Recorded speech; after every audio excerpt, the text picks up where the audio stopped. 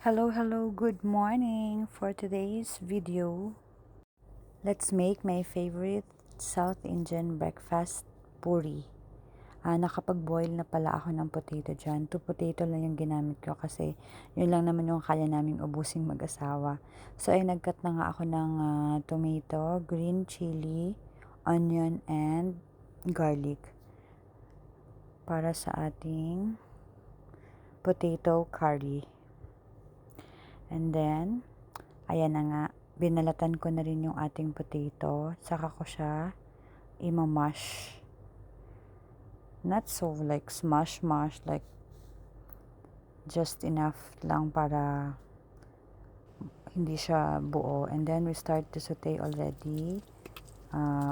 I add mustard seed, chana dal, and urad dal. Then next, I add also curry leaves. Ginger and onion and tomato.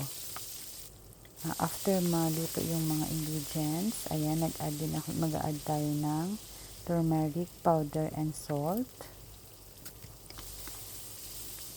And after that, saka na natin i-add yung ating mashed potato. Then add a little bit water and make it boil like for 2 to 3 minutes. Then it's ready. Then after that, after it's cooked, we will add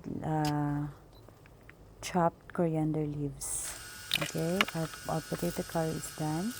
Ayun, nakapag-ready na pala ako ng ating, hindi ko anong tawag dyan, like bread.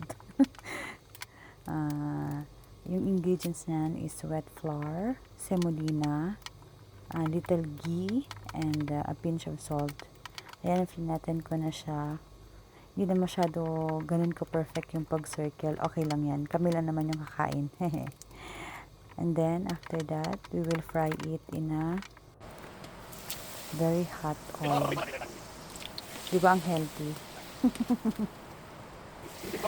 But anyways, I really like this breakfast. Ang yummy niya kasi. Ayan, ready na yung ating puri. Thank you for watching.